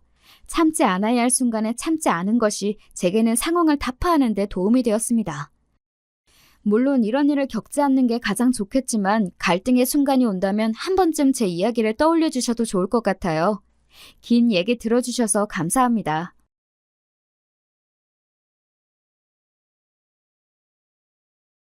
안녕하세요. 매번 너무 잘 듣고 있어서 신세를 지고 있는 사연에 빠지다 채널에 제 얘기를 용기 내어 한번 사연으로 신청하게 됐습니다. 저는 중년 나이의 남자고요. 아직 스스로를 청년이라고 지칭하고 싶지만 이젠 그럼 정말 양심 없단 소리를 들을 것 같은 나이가 됐네요. 세월 참 빠릅니다. 요새는 정말로 세상이 참 좋아졌다는 생각이 새삼 듭니다. 운전을 하면서 항상 유튜브를 들으니까요. 차량과 제 휴대폰이 자동으로 연결이 되니 못할 게 한 개도 없습니다. 불과 20 몇 년 전까진 차에서 기껏 카세트 테이프나 들었는데 말이죠. 그렇지 않나요? 매해 여름마다 해수욕장 계곡 같은 곳들을 놀러 가던 차 안에는 카세트 테이프에 담긴 흥겨운 댄스 음악들이 흘러나오곤 했어요. 부모님께서 잘 들으시던 테이프는 여러 가수들의 히트곡들이 한 곳에 담긴 모음집이었습니다. 제가 종종 시내에 놀러 나갈 때면 그런 것들을 사오곤 했네요. 유별나게 기억나는 테이프 하나가 있습니다. 어느 날 리어카의 각종 가요 테이프들을 실어 판매하시던 아저씨한테 최신 히트곡 모음집을 구매했죠. 표지에 가장 크게 나와 있던 얼굴은 김건모였습니다. 당시에 제가 그걸 10,000원을 주고 샀습니다. 어머니께서 노발대발하셨어요. 5,000원 줄까 하다가 선심 써서 용돈 10,000원 줬더니 두고두고 잘 쓰진 못하고 이걸 어떻게 10,000원을 주고 사와? 그 아저씨도 미쳤지. 정말 미쳤어. 세상 물정 모르는 어린애를 등쳐먹네. 거기 어디야? 리어카 어디 있었어? 시내 문구점 바로 옆에 있긴 했는데 리어카 끌고 계속 돌아다녀서 정확히 몰라요. 근데 엄마가 그거 알아서 뭐 하시게요? 뭐 하기는 당연히 내일 당장 가서 따져야지. 아주 제대로 따지고선 돈도 도로 돌려받을 거야. 너 내일 엄마하고 같이 시내 갈 준비나 해둬. 그래서 제가 바닥에 엎어져서 거의 울다시피 떼를 썼습니다. 왜냐고요? 놀 곳이라곤 시내밖에 없었는데 거기서 리어카 아저씨랑 싸우는 엄마를 두네라고 소문이 번지면 어쩐답니까? 하늘이 무너져 내리는 듯 했습니다. 어릴 땐 또래 친구들에게 잘 보이는 게 세상 그 무엇보다 중요했으니까요. 도대체 왜 거기까지 가서 따지냐고, 엄마는 김건모 좋아한다고 했으면서 왜 기껏 생각해서 사오니까 화를 내냐고, 꼴랑 10,000원 가지고 왜 이러냐고 저는 숨이 넘어가도록 고집을 피우며 막 따져댔습니다. 그러자 어머니께선 자식 이기는 부모 없다며 한숨을 쉬시는 것을 끝으로 그 테이프를 품으셨죠.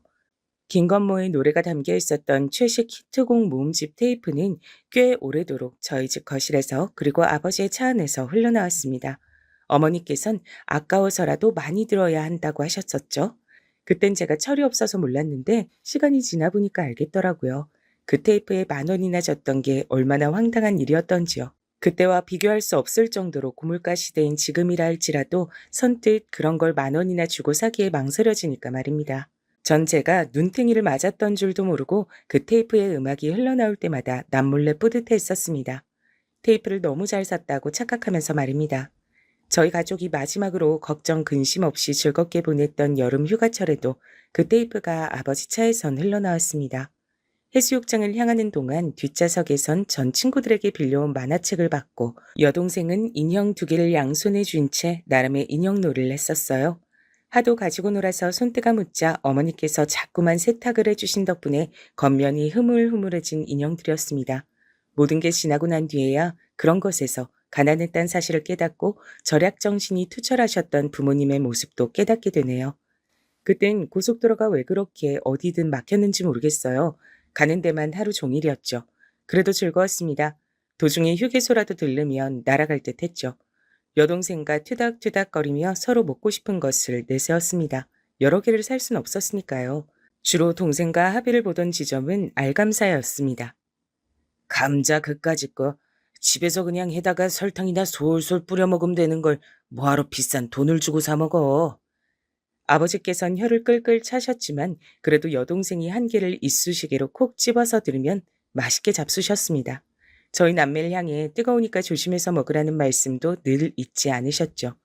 오래 걸려서 목적지로 가는 것 자체가 가족 여행이었던 그런 유년 시절의 추억과 행복이 있다는 것만으로도 나이가 든 지금은 무척 감사하게 여겨집니다. 그 시절 대부분의 부모님들께서 다 그러셨을 거예요. 피곤하고 힘들어도 자식들 위해서 남들 다 가는 나들이는 꼭 빠질 수 없었던 그 마음들 말입니다. 즐거웠던 그때의 여름 휴간, 아버지와 내 식구가 함께 떠났던 마지막 여행이 됐습니다. 아버지께선 추석 명절을 단 며칠 앞두고 화물차에 치이는 사고를 당하고 마셨습니다. 화물차 운전수는 명절을 앞두고 일을 빨리 해치우고 싶은 생각만 가득한 나머지 경황 없이 구는 바람에 아버지를 보고도 허둥지둥 하다가 사고를 냈다고 실토했고요. 그리고 덧붙인 말이 돈 없다, 죄송하다 였습니다. 저희 가족이 무너져 내린 순간이었죠. 내가 자식 새끼들 위해서라도 마음 굳게 먹고 정신 차려야지. 난 나약해 줄 수 있지만 자식도 너만 나약할 수 없는 법이야. 그 말을 명심하며 정신 다 잡아야 돼. 병원 화장실에서 찬물로 세수를 하고 나오신 어머니께서 당신의 뺨을 쳐가며 그렇게 중얼거리시던 모습을 제가 봤습니다. 중환자실에 아버지께서 홍수 상태로 계신 상황에서 저와 동생은 극도의 불안감을 느끼며 어머니가 잠시만 안 보여도 가슴이 철렁 내려앉곤 했었죠. 그때도 어머니께서 갑자기 안 보이니까 여동생과 손을 잡고 어머니를 찾으러 다녔던 거예요. 그리고 화장실 앞에서 그런 어머니의 모습을 발견했을 때 전 조용히 여동생을 잡아 끌고 저희 남매가 원래 있던 자리로 돌아갔습니다. 그리고 그때 이후로 2번 다신 어머니께서 눈앞에 안 보인다 해서 불안해하며 찾으러 다니는 짓을 하지 않았습니다. 여동생이 울고 보채면 제 선에서 달래고 조용히 시키게 됐죠. 나도 더 이상 어린애가 아니야. 할머니가 전에 그러셨잖아. 내가 아들이고 장남이니까 집안에 대들보라고 내가 잘 커야 된다고. 그러니까 부모님께 의젓한 자식이 되자. 내가 약하게 구니까 동생도 나를 따라하는 거잖아. 내가 솔솜수범을 보여야 돼. 어머니께서 자신의 뺨을 세게 쳐가며 정신을 다 잡으시던 모습은 저에게 충격이었고 제 사고방식을 완전히 바꿔놓았던 겁니다. 아버지께서 제발 무사히 회복하시길 매일같이 기도했죠. 여동생이 아버지를 위해 접기 시작한 종이학은 금세 개수를 엄청 늘려가기 시작했습니다. 어디서 자꾸 그렇게 접을 종이가 생기는 건가 했는데 여동생이 했던 말이 자기 학교 친구들이 색종이를 줘서 그걸로 접는 거라고 했었죠. 소원을 담은 종이학이라니. 그때가 순수한 낭만이 있던 시절이었다는 걸 저는 종이학이 상징한다고 생각합니다. 의료진과 대화를 나누는 어머니의 모습을 멀찍이서 몰래 살펴보곤 했었는데 그럴 때마다 엄마의 표정이 좋질 않았어요. 그래서 아버지께서 회복하시는 게 불가능일 거라는 것을 저는 알게 됐죠. 종이학을 접는 여동생에겐 말하지 않았지만요. 시간이 지나며 저는 남몰래 마음의 준비를 하고 있었고 쌓여가는 병원비에 일가 친척들이 모두 갑갑한 가슴을 두드리며 안타까워했습니다. 애석하게도 당시 집집마다 여유가 있진 못했거든요. 저만 남몰래 마음의 준비를 하고 있다고 생각하던 어느 날 의료진이 공식적으로 마음의 준비를 해놓으시라 그랬습니다. 심장이 쿵 떨어졌고 제 옆엔 동생이 종이학을 가득 담은 상자를 떨어뜨렸습니다. 저희 남매가 엿듣고 있었단 사실을 어머니께선 그제야 아시고 깜짝 놀라 뒤를 돌아보셨어요. 왜 따라와서 듣고 있었냐는 책망을 하시진 못했습니다. 동생이 엉엉 울기 시작했기 때문에 그걸 달래느라 바빠지셨거든요. 전 아버지와의 이별을 준비하며 그간 추억을 곱씹었고 동시에 하늘을 원망했습니다. 단란하게 잘 살던 저희 가족에게 왜 이딴 시련을 주냐고, 왜 하필 우리 집이냐고 원망을 퍼부었죠. 그땐 정말 한 집안의 가장에게 병고가 닥치면 비극이다라는 말이 저절로 나오던 시절이었는데 든든한 아버지께서 한순간에 이렇게 되신 것이 너무나도 원망스러웠습니다. 2달하고도 약 일주일 정도를 병원에 실려오신 이후로 혼수 상태에서 누워만 계셨던 아버지와의 이별을 하게 되던 날이었어요. 아주 늦은 밤중이었는데 의료진이 착잡한 얼굴로 복도 자리에서 꽉 붙어 앉은 채 온기를 나누며 침묵하고 있던 저희 세 사람을 불렀습니다. 그래서 아버지 곁으로 갔죠. 이젠 마지막 인사를 드려야 할 때였고 그 인사를 아버지께서 들으실 수 없음이 슬펐습니다. 사고를 당하셨던 날 아버지께선 유독 일찍 출근을 하셨었고 저희 남매는 그날따라 늦잠 꾸러기들이었기 때문에 인사조차 하질 못했거든요. 미치게 아쉬웠죠. 눈물을 훔치던 그때 정말 놀라운 일이 벌어졌어요. 숙연한 틈을 타 여동생이 종이학 상자를 아버지의 얼굴 옆에 내려놓은 건데요. 그러고 나서 몇 초 지나지 않았을 때 아버지의 눈꺼풀이 파르르 떨리더니 잠시 후에는 눈동자가 보였습니다. 저희 다 깜짝 놀라서 난리가 났었죠. 다가온 의료진은 엄청 놀라면서도 의식은 없으신 것 같다고 했지만 전 왠지 모르게 아버지와 마지막 인사를 나눌 수 있을 거란 확신이 들었습니다. 아버지, 제가 혹시 아버지 들려드릴 수 있을까 싶어서 마이마이 가져왔어요. 아버지가 올해 제일 많이 들으셨던 테이프 있죠? 제가 사왔던 거요. 아버지께 말씀 안 드렸던 것 같은데 저 사실 그거 10,000원 주고 사왔던 거예요. 그래도 아버지 차에서 맨날 들을 수 있어서 좋았어요. 신나는 곡이 나오면 운전도 더 흥겹게 된다고 하셨잖아요. 아버지, 혹시 신나는 노래 들으며 떠나시면 가시는 길도 흥겨우실까요? 더 이상 아버지가 안 아프셨으면 좋겠어요. 고통을 다 벗고 훨훨 날아가셨으면 좋겠어요. 저는 그렇게 눈물로 말씀을 드리며 주머니에서 챙겨온 카세트 테이프 플레이어를 꺼냈습니다. 마이마이로 불렸던 물건이었죠. 이어폰을 아버지의 귀에 꽂아드리던 그 찰나에 제 눈앞으로 풍경이 스쳐갔어요. 고속도로는 앞뒤로 꽉 막혀 있고 더운 날에 피어오르는 아지랑이. 그럼에도 모두가 짜증보단 설렘으로 길을 떠났던 휴가철. 그때 우리 가족이 차 안에서 즐겨드렸던 가요들. 2번 다신 아버지와 함께 그런 여름 휴가를 보낼 수 없다는 사실에 가슴이 먹먹해졌습니다. 어떤 부분을 들어도 흥겨운 댄스 음악이 나왔던 그 테이프였죠. 재생 버튼을 누르고 얼마 뒤 아버지의 눈엔 눈물이 고였습니다. 듣고 계신 것이었죠. 귀에 꽂은 이어폰으로 흘러 넘어오는 댄스 음악이 흥겨우신지 아버지께선 아픔으로 붉고 거무죽죽해진 얼굴 위로 슬쩍 미소를 지으셨습니다. 그대로 세상을 떠나셨어요. 조용히 미소를 지으신 채 천천히 눈을 감으신 게 마지막이었습니다. 청각은 사람이 죽는 마지막 순간까지도 남아있는 기관이라고 하던데 그래서 편하게 웃으며 떠나신 것 같다는 어떤 간호사분의 너그러운 목소리에 그제서야 저희 세 식구는 커다란 울음을 터뜨렸죠. 모두가 울음바다인 밤이었어요. 아버지를 떠나보내고 한쪽 구석이 텅 비어버린 것 같은 가슴을 아는 채 다시 일상을 살게 됐습니다. 저희 가족의 가장 큰 별이 져버렸는데 세상이 놀라울 정도로 평온하고 아무렇지도 않게 굴러가고 있다는 걸 그때 체감하고서 기분이 얼마나 이상했던지 모릅니다. 제 우주가 무너진다 해도 이 세상의 진짜 우주에겐 아무런 타격이 없는 거더라고요. 세상은 정말 무섭고 차갑구나. 이런 세상을 아버지는 어떻게 살아오신 걸까? 친가는 특히나 돈도 없는데 그런 환경에서도 잘 이겨내고 결혼하시고 나랑 동생 낳으시고 비록 작지만 안락한 보금자리도 마련하시고 아버진 대단한 분이었어. 내가 아버지처럼 해낼 수 있을까? 더욱 의연해져야겠다고 생각했어요. 전 아직 어린 학생이었지만 본능적으로 제가 이 다음에 커서 든든한 가장 역할을 해야 한다고 마음을 먹고 있었습니다. 철없이 굴던 모습은 모두 저버린 채 앞만 보고 나아가기로 결심한 뒤 일을 악물었죠. 노는 걸 좋아하는 친구들을 다 정리하고 공부에만 매진했습니다. 동생은 아버지를 그리워하며 이따금씩 울적해했지만 어머니께서 씩씩하게 버티고 계셨으므로 그런 어머니의 모습을 보며 힘을 얻는 것 같았어요. 자식 새끼들이 있는 한 난 슈퍼어머니야. 내가 못 해낼 게 세상에 있을까봐 두고 보라지. 전보다 더 열심히 보란 듯이 잘 살아줄 테니까. 어머니께선 친구분과 통화하시며 그런 말씀을 하셨죠. 전 그 소리를 듣고 마음이 든든했습니다. 쉬는 날 없이 어머니께선 일을 하셨던 걸로 기억합니다. 남의 장사를 도와주셨고 공장 일도 병행하셨죠.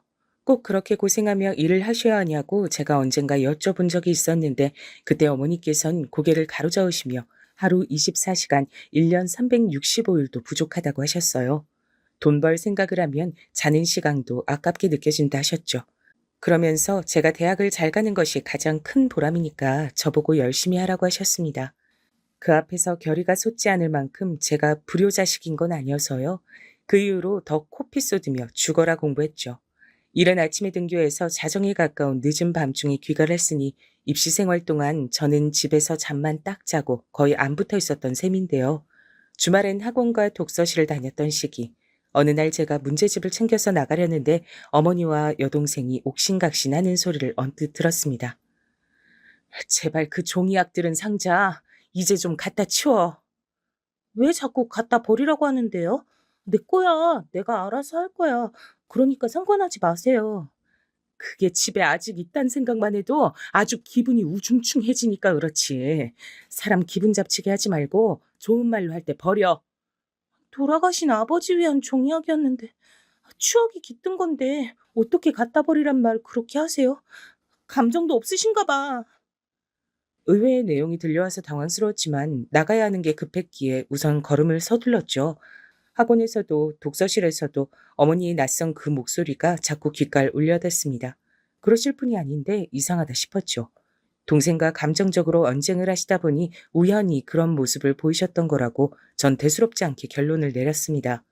그리고 이틀 정도가 지났을 때죠. 여느 때처럼 늦은 밤 집으로 돌아왔는데 동생이 슬쩍 다가오더니 저한테 종이학 상자를 내미는 겁니다. 나는 학교에 이걸 따로 둘 곳이 없어. 오빠 이번에 독서실 길게 끊었잖아. 혹시 거기다 둘 공간 없을까? 이걸? 왜? 그냥 집에 두지 않고서? 안 돼. 자꾸만 엄마가 이거 갖다 버리라고 하신단 말이야. 이걸 보면 기분 우울하고 짜증이 나신다 그래. 뭐? 이건 아버지를 추억할 수 있는 건데 어머니가 홧김에 그러시는 게 아니라 진심으로 그러시는 거라고? 너무 의외다. 어머니가 왜 그러시지? 이상하다. 그러실 분이 아닌데. 응, 오빤 정말로 몰랐구나. 엄마 그렇게 되신 지 꽤 됐는데. 다만 종이학까지 내다 버리라고 오만 짜증을 다 내실 줄 나도 몰랐지. 갈수록 신경질이 느시는 것 같아. 일이 너무 피곤하셔서 그런가 봐. 동생의 말을 듣고 속으로 많이 놀랐지만 공부가 급선무인 때였기에 일단은 생각을 떨쳐버렸죠. 제가 너무 민감하게 반응하면 동생도 생각만 많아질 것 같았고요. 애써 태어난 척을 했네요. 종이학 상자는 제가 잘 쓰지 않는 책가방 안에 넣어서 감쪽같이 감춰두는 것으로 했습니다. 하지만 마음 한구석에 자라난 불안의 싹을 완전히 지우기란 어려웠고 저는 종종 어머니께 괜찮으신지 여쭙게 됐습니다. 어머니, 요새 괜찮으신 거 맞죠? 많이 피곤해 보이시는 것 같아서 걱정이에요. 아휴, 우리 아들이 어느새 이렇게 든든하게 다 커서 그런 소리도 할 줄 알아? 그럼 난 괜찮아. 어머니께선 발랄하게 대답하셨어요. 주된 가사가 난 괜찮아, 나는 쓰러지지 않아인 가수 진주의 노래를 자주 흥얼거리셨고요. 유쾌하신 모습에 다행이라고 생각했습니다.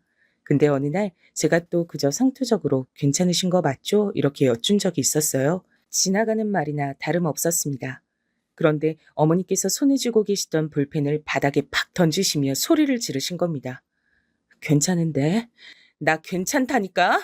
넌 대체 나한테 괜찮단 얘기를 몇 번을 물어대는 거야? 왜? 대체 왜 그러니? 어? 내가 안 괜찮단 소리 듣고 싶어서 그래?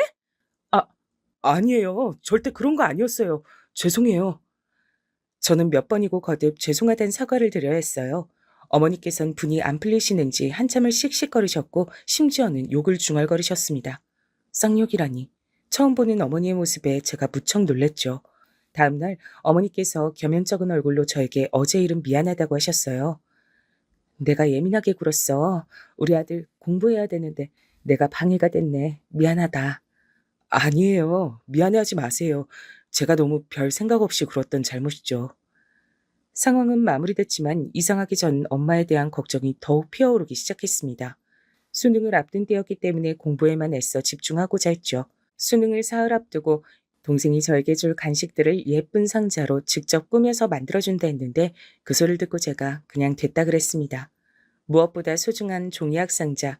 그걸 제가 갖고 있으니 그걸로 힘 얻겠다고 했네요. 그랬더니 여동생이 눈물을 훔쳤어요. 네가 어머니 때문에 걱정 많이 하고 그간 마음 많이 쓴 거 내가 다 알아. 나 수능 잘 볼게. 넌 앞으로 이 오빠만 믿어라. 호언장담을 날렸던 전 다행히 수능을 실수 없이 잘 봤습니다. 정말 날아갈 듯이 기뻤죠. 행복한 연말에 새 식구와 함께 영화관 나들이나 갈까 싶었습니다. 가족 영화가 개봉을 하길래 그걸 보자고 말씀드렸더니 어머니께선 눈살을 찌푸리셨습니다. 가족애를 강조한 영화 포스터부터 마음에 안 든다고 하셨어요. 난 그런 거 딱 질색이야. 보기 싫어. 그러실 분이 아니었는데 너무 충격이었지만 이젠 변한 엄마의 모습을 받아들여야 할 때가 된 것 같기도 했습니다. 전 목표로 했던 대학에 최종 합격했고요. 아버지 살아계셨을 때부터 제가 나중에 그런 대학에 가면 좋겠다. 그땐 장난삼은 허세로 말을 했던 바로 그 대학이었습니다.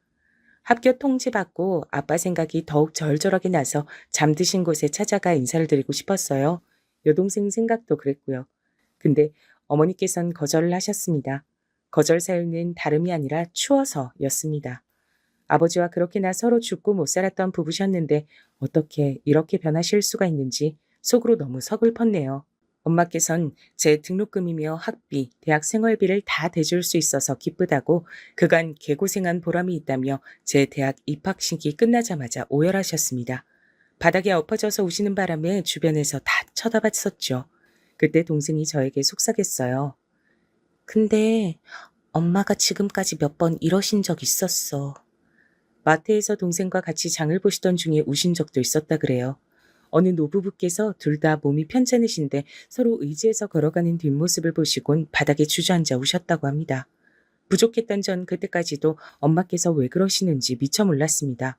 이유를 알게 된 건 그때로부터 몇 년이 더 지나서 제가 대학을 졸업하기 직전이었습니다. 대학교에서 학생들 대상으로 심리상담 지원 프로그램이라는 걸 그때 막 시작하고 있었는데 홍보하는 것을 보고 호기심이 생겨 한번 참가를 해봤어요. 그리고 상담사분과 여러 대화를 나누다가 제 내면에 뭉친 우울 덩어리를 마주하게 됐습니다. 아버지께서 돌아가셨을 때의 상황, 그걸 하나부터 열까지 다 제가 꿰고 있었고 돌아가셨던 그 일이 제 인생엔 너무나 큰 아픔으로 박혀 있었기 때문에 전 그런 스스로의 모습을 들여다보는 걸 무서워했으며 공부란 탈출구를 만들었던 것이고 어머니와 여동생을 이 다음에 제가 책임지고 살아야 한다는 압박감에 스스로 가두며 살아왔다는 걸. 그런 사실들을 알게 됐죠. 제 자신인데도 제가 절 잘 몰랐더라고요. 내면을 마주하는 것이 두렵고 겁이 나서 덮어두고 살게 되면 결국 언젠가 그 안에 감춰진 것이 밖으로 새나와 정신을 어지럽게 하고 쉽게 사람을 피곤하게 만들고 무기력증에 빠지게 된다고 했습니다. 덮는다고 해서 능사가 아니란 거죠. 아버지께서 당하셨던 사고에 대한 원망, 분노 이런 것들이 생각보다 제 안에서 엄청나게 컸더라고요. 근데 화를 내봤자 아무것도 달라질 게 없을 것 같으니까 속에 꽉 눌러둔 채 그 감정을 외면하고 살았던 거예요. 전 아무렇지 않은 게 아니었던 진정한 제 자신을 받아들이고 의연하게 앞만 나아가려 하지 말고 때론 옆도 보고 뒤도 돌아보고 사는 게 낫다는 사실을 깨우쳤습니다. 왠지 마음이 가벼워지더라고요. 그리고 상담받으며 전 자연스레 어머니를 떠올렸습니다. 제가 적극적으로 어머니의 상담 치료를 밀어붙였어요. 그리고 어머니께선 치료를 받기 시작하신 이후에야 깨달으셨던 겁니다. 당신의 마음속에 가득 차 있던 슬픔, 우울, 분노 같은 감정들이 걷잡을 수 없을 정도로 커져 있다는 사실을요. 그리고 우울증 진단을 받으셨습니다. 약을 가득 처방받으셨죠. 약봉지를 부여잡고 그날 밤 어머니께서 한참을 우셨다고 여동생이 그랬습니다. 엄마 우시는 모습을 몰래 보면서 동생도 울었고요. 약을 드시고 나서야 엄마께선 조금 진정된 기분으로 일상을 나실 수 있게 됐어요. 우울증을 앓으시는 것도 몰라봤던 저같이 부족한 자식 때문에 그간 얼마나 고생하셨을지 한없이 죄송한 마음뿐이었습니다. 너무 늦었지만 뒤늦게라도 증상을 마주하고 처방을 받을 수 있어서 다행이란 생각이 들었어요. 저와 동생이 더욱 노력하면서 엄마께 잘해드리고자 했죠. 하지만 저희 남매가 노력해도 채울 수 없는 부분이 존재했다는 걸 시간이 흘러서 알게 됐습니다. 어느 날 동생이 저한테 조심스레 말을 해주더군요. 어머니께 만나는 사람이 생겼다고 말입니다. 얼마 안 됐어. 내가 알기론 3달 정도? 근데 엄마가 전에 나한테 재혼은 인생에서 절대 없다고 못 박으신 적도 있고 그래서 결혼이라든지 그런 건 생각을 안 해도 될 것 같긴 한데 암튼 엄마가 좋은 감정으로 만나시는 분이 생겼는데 꽤 즐거우신 것 같아. 뭐? 어머니한테?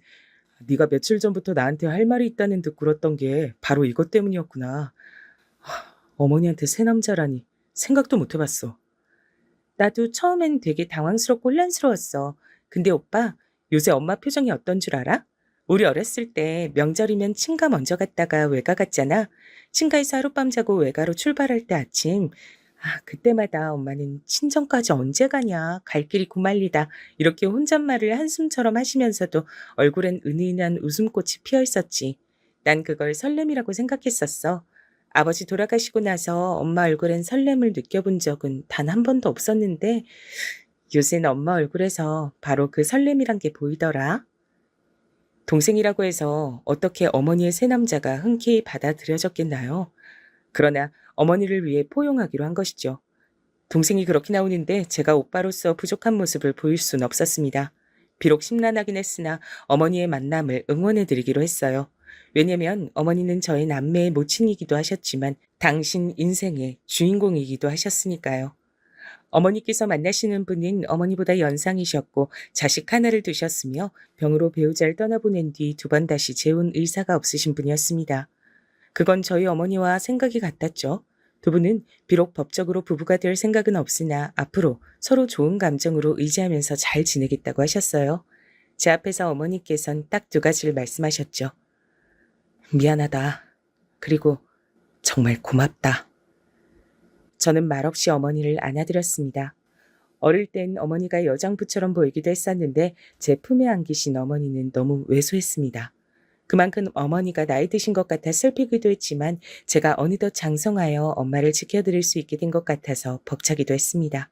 엄마께서 새로이 인연을 만나신 뒤 심적으로 안정되고 여유를 찾으신 게 보였어요. 그건 저희 남매가 채워드릴 수 없는 영역이었던 겁니다. 그 모습까지 보고 나자 저는 무의식적으로 저도 이제 결혼해도 되겠다는 생각이 들었죠. 좋은 짝을 만나서 가정을 이루고 멋진 남편이자 아버지가 되고 싶었습니다. 그런 생각을 가지고 만난 아내는 화사한 인상의 조용한 성격의 소유자였습니다. 솔직히 자기 시어머니의 남자친구, 시누이한테 처음 한 번에 싹싹하게 다 잘하기 힘든 건데 아내는 그걸 해내더라고요. 어머니께서도 아내를 무척 마음에 들어 하셨어요.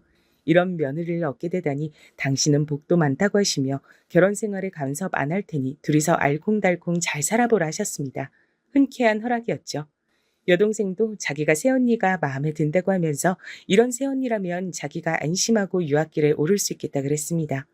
동생은 공부를 오래 하는 것에 뜻이 있더라고요.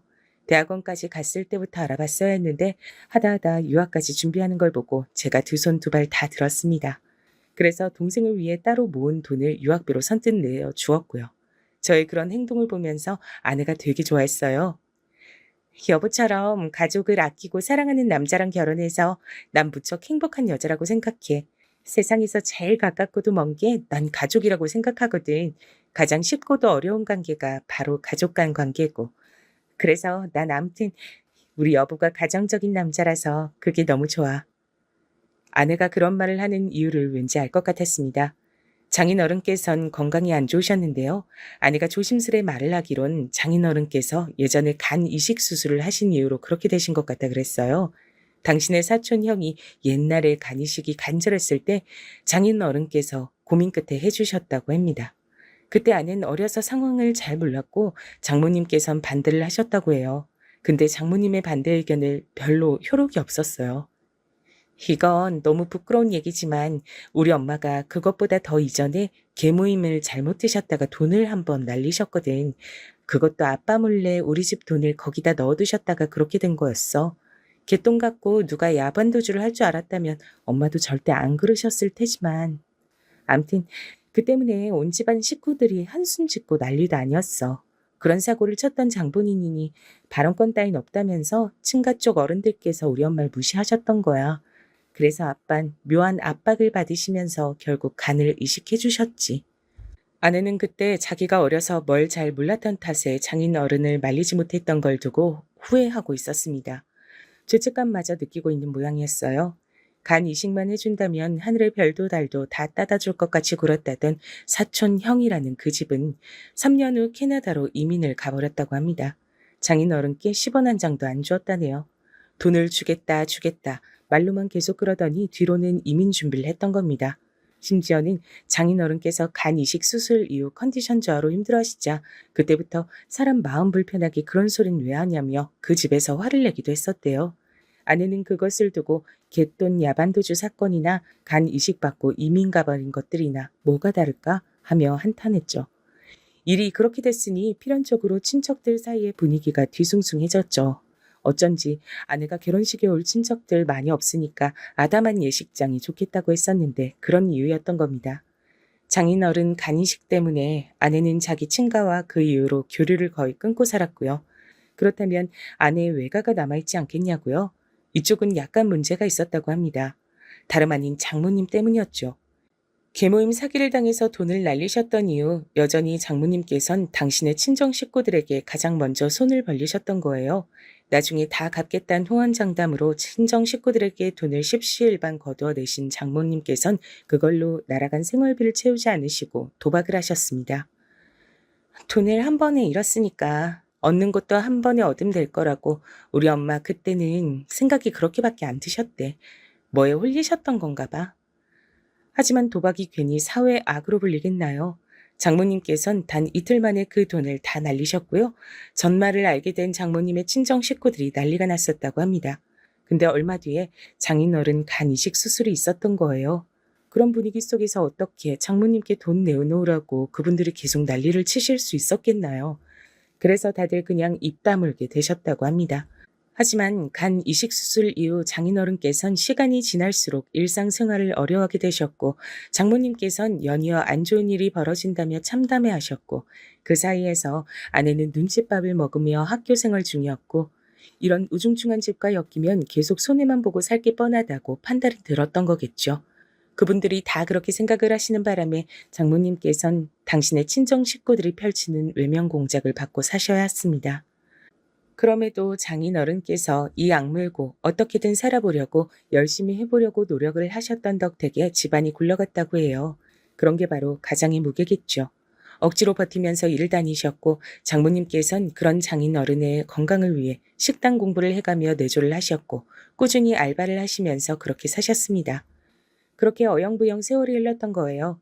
부모의 멈추지 않는 노력 덕분에 자식은 잘 자라서 대학을 나와 사회인이 됐습니다. 그런 아내를 제가 만나 결혼까지 했던 거예요. 장인어른께서 오래오래 더 사셔서 저희 부부 행복하게 사는 것도 더 보시고 이왕이면 손주도 만나보시길 바랬으나 딸 결혼시켜서 사위 보는 것까지가 한계였다고 말씀을 하시는 것처럼 너무나도 갑작스럽게 세상을 뜨셨습니다. 병원에 가시던 날 가볍게 운동도 겸하겠다고 하시면서 일부러 걸어서 병원까지 가시던 길에 심근경색으로 쓰러지셨어요. 그리고 병원으로 이송되신 지 얼마 안 돼서 숨을 거두셨죠. 저도 너무 허무해서 미칠 것 같았는데 아내와 장모님 심정은 어땠을까요? 감히 가늠조차 되지 않았습니다. 장인어른께서 일평생 고생만 하시다 떠났다며 이렇게 가시도록 만든 자기가 프로자식이라며 아내는 크게 자책했습니다. 위로 하나조차 섣불리 하기 어려웠어요. 그래도 하나 다행이라면 다행이었던 게 제가 아버지를 잃어본 사람이었단 걸 아내는 잘 알았기 때문입니다. 같은 아픔을 겪어봤기에 진실된 위로를 저는 아내에게 건넬 수 있었죠. 장인 어른이 떠나신 이후 아내는 생각보다 너무 힘들어했는데 그나마 제가 곁에 있었기에 망정이었습니다. 장모님께서도 저에게 아내를 단단히 부탁하셨죠. 장수방, 내가 자네만 믿네. 자네가 있어서 얼마나 다행이고 든든한지 몰라. 우리 딸 마음 좀 잘 어루만져줘. 이렇게 힘들어할 줄이야. 제가 더 노력하겠습니다. 그런데 장모님께선 괜찮으신 건가요? 전 장모님도 걱정돼요. 나는 멀쩡해. 난 괜찮으니까 걱정 말고 우리 딸이나 잘 챙겨주면 돼. 장모님께선 의연하셨습니다. 그래서 아내에게 집중할 수 있었네요. 당시 하필이면 아내가 도저히 직장을 쉴 수가 없던 상태였어요. 그때 아내가 다니던 직장에서 큰 건수가 돌아가고 있었기 때문입니다. 일을 그만두긴 아까워서 도저히 그럴 수 없다는 아내를 저는 가까이서 지켜보며 우울해하고 힘들어하지 않도록 잘 봐주었어요. 제가 휴가를 몰아서 써가며 집안일을 도맡아 했고 아내의 퇴근에 맞춰서 데리러 나간 뒤 맛있게 식당에서 저녁 외식을 하곤 했습니다. 열심히 노력을 했더니 그나마 3달 정도가 지나니까 아내가 다시 화사한 미소를 입가에 걸기 시작하더군요. 언제까지고 장인어른의 부재를 슬퍼할 수만은 없는 거라고 하면서 자기도 용기를 내서 서서히 장인어른의 부재와 마주하겠다 그랬습니다. 제가 과거에 제 내면의 아픔을 발견하고 마주보았던 때가 생각났죠. 그래서 아내에게 돌아가신 제 아버지 얘기도 그때 많이 들려주었습니다. 아빠께서 떠나실 때 음악을 들으며 미소를 지으셨다는 대목은 아내가 가장 좋아했죠. 그리고 어머니께서 오래 우울증을 앓다가 끝내는 이겨내시고 잘 지내고 계신다는 사실도 좋아했습니다. 자기도 그렇게 씩씩하게 잘 이겨내고 살아본다고 저에게 다짐을 하더군요. 저희 부부가 서로에게 긍정적인 기운을 불어넣으며 손을 맞잡고 있던 그때 제 머릿속엔 장모님이 불현듯 떠올랐습니다. 괜찮다고 말씀을 매번 하셨지만 사실은 진짜로 괜찮으셨던 적은 없었던 어머니의 옛 모습들이 떠오른 겁니다. 아내 곁에 착 붙어서 챙긴다는 명목으로 장모님께 전화만 종종 드렸을 뿐 직접 찾아뵌 적은 장인어른 돌아가시고 나선 한 번도 없다는 사실은 저를 불안하게 만들었습니다. 아내에게 제 생각을 말했더니 아내도 걱정이 된다 그랬어요. 그래서 얼른 장모님을 찾아뵀습니다. 저희가 간다고 연락을 드리자 나 괜찮은데 왜 그러냐며 당황스러운 목소리로 짜증을 내셨죠. 그럼에도 불구하고 장모님께 가봤는데 저와 아내가 동시에 깜짝 놀라고 말았습니다. 왜냐면 장모님께서 급격하게 살이 불어나 있었기 때문이에요. 엄마, 왜 그렇게 살이 찌셨어? 엄마 이렇게 살이 오른 모습은 내가 살면서 처음 보는데? 내가 그렇게 살이 쪘니? 난 모르겠는데. 그냥 입이 심심해서 요새 잘 먹긴 했지. 깜짝 놀란 저희 부부는 주말을 장모님 댁에서 보내기로 했어요. 그리고 장모님이 정상 상태가 아니란 걸 곧 알게 됐죠. 자꾸만 쉴 새 없이 입에 뭘 가져다 넣으셨어요. 밥 자체는 그렇게 많이 안 드셨는데 주전부리를 자꾸만 드시더라고요. 아내가 그만 좀 먹으라고 하자 울컥하시면서 자리를 뜨기까지 하셨습니다. 예전에 제 어머니 모습이 겹쳐 보이더라고요. 그래서 더 물러날 생각 없이 장모님을 설득해서 진지하게 대화를 나눠봤죠. 그랬더니 장인어른께서 돌아가신 이후로 속이 허전하고 뭔가 공허한 느낌이 들었는데 입에 뭘 먹고 있으면 그 느낌이 거의 안 들어서 좋았다고 하시는 겁니다. 우울감을 폭식으로 해결하고 계셨던 거죠. 장모님의 고백에 아내가 눈물을 훔쳤고 저도 가슴이 너무 아팠습니다. 장모님께선 스스로의 문제를 이제 자각하셨으니 앞으로 먹는 걸 줄이고 산책을 열심히 다니면서 기분 전환을 해보겠다고 했어요. 이대로 무너지지 않을 테니 걱정 말라면서 저희 부부에게 의연한 모습을 보여주셨습니다. 어른께서 그렇게 말씀하시는데 거기서 더 걱정의 말씀을 드리는 건 무례한 것 같아 그저 알겠다는 대답만 드렸네요. 장모님께서 스스로 이겨낼 수 있도록 믿고 지켜보는 일도 필요할 듯 싶었습니다. 장모님 걱정이 됐는지 아내가 수시로 연락을 그 후로 드렸고요. 규칙적으로 산책을 많이 다니신 장모님께선 반년 뒤 다시 원래 체중을 되찾으셨습니다. 여기까진 참 다행이었는데 아내의 말론 장모님께서 다시 회복된 몸 상태로도 채워지지 않는 허전함을 느끼고 계신 것 같다 그랬어요. 이제 영영 우리 엄마가 예전처럼 신명나게 웃으시는 모습까진 다시 볼 수 없을 것 같아서 그게 좀 겁나네. 내가 이런 말 하면 당신이 안 좋아할 수 있을 거란 건 알지만 조심스레 꺼내보는 건데 혹시 장모님께 좋은 분이 생긴다면 낫지 않을까? 뭐? 그럼 우리 엄마한테 남자친구를 만들어드리잔 거야? 아내가 당황하길래 전 절대 나쁜 의도가 없었다 설명하며 제 어머니의 경우를 예시로 들었죠. 그랬더니 아내가 진지하게 고민을 하더라고요. 장인어른께서 건강 문제로 근 몇 년간 유독 고생을 많이 하셨는데 그렇게 되기 이전까진 장모님께선 이런저런 모임에도 많이 참석을 하시고 굉장히 사교적으로 일상을 보내셨단 거예요. 사람 만나는 걸 원체 좋아하시는 분이라 그랬죠. 꼭 그렇고 그런 사이가 아니더라도 우리 엄마하고 마음 잘 맞아서 즐겁게 시간 보내주실 분이 계시면 좋긴 할 것 같다. 우리 엄마 성격상 분명 도움은 될 거야. 장모님께 넌지시 이 문제에 대해서 오늘 뛰어봤더니 좋다 싫다도 안 하시고 그저 시큰둥이 하셨습니다. 그 모습에 일상에서 아무런 자극을 못 느끼고 살고 계시는 중이란 걸 짐작할 수 있었죠. 이제 산책도 덜 나가고 계신 것 같아서 저랑 아내가 장모님 댁에 갔을 때 일부러 함께 운동 가자고 권유도 드리고 그랬습니다. 그러다 어느 날 장모님 댁에서 멀지 않은 산책 코스에서 어떤 남자분을 마주쳤는데요. 장모님 연배로 보였어요. 저희 부부가 한 바퀴 달리기 하는 사이에 장모님께선 천천히 걷기 운동을 하셨는데 그러는 동안 그 남자분과 따로 대화를 나누시더라고요. 그걸 목격했죠. 그러더니 장모님 운동화 끈이 풀렸는지 그분이 몸을 숙여 그걸 묶어주시기도 했습니다. 짧은 만남이었지만 장모님의 얼굴엔 약간의 웃음이 걸려 있었어요. 전 옳거니 싶었습니다. 그래서 일부러 다음에 그 동네로 다시 갔을 때 그 남자분을 찾아봤죠. 운 좋게 뵙게 돼서 대화를 나눴는데 일에 빠져 사시느라 이날 이때껏 결혼도 안 하시고 혼자 사시는 중이라고 했어요. 그리고 마주쳤던 장모님을 기억하고 계셨고요. 두 분은 운동 같이 다니는 친구 하시면 어떻겠냐 조심스레 여쭤봤더니 그분이 흔쾌히 좋다고 하셨습니다. 그래서 장모님께 이 사실을 알려드렸죠. 뭐? 장서방, 왜 그런 일을 멋대로 꾸며? 진짜 못 살겠네. 어휴, 그래서 내가 그 사람하고 언제 어디서 어떻게 만나면 되는데? 싫다고 하시면서 표정은 밝아져 계셨어요. 두 분이 서로 연락처를 주고받게끔 제가 해드렸죠. 장모님께선 즐거워하시는 눈치였습니다. 아내에게도 상황 보고를 한 뒤 칭찬을 들었고요. 장모님께서 오래하시며 지내시지 않고 새로 친구를 사귀어서 재밌게 일상을 보내시길 저희 부부는 진심으로 바랬습니다. 저희도 각자 일이 너무 바빠져서 장모님을 못 찾아뵙고 있다가 2달 정도가 지나서 가봤어요. 전화를 드렸는데 안 받으시길래 걱정이 돼서 저녁 시간이었지만 얼른 장모님 댁으로 향했던 겁니다. 그리고 저는 장모님 댁 집 안에서 펼쳐진 풍경에 놀라고 말았죠. 옆에서 아내는 작게 비명까지 질렀습니다. 왜냐면 저희 눈앞에 펼쳐진 건 도박판이었으니까요. 아주 본격적으로 여럿이 모여서 판을 벌인 상태였습니다. 뭐야? 갑자기 연락도 없이 둘이 왜 들이닥쳐? 장모님께서 기겁하셨고 바로 옆자리엔 제가 소개시켜드린 그 남자분이 계셨어요.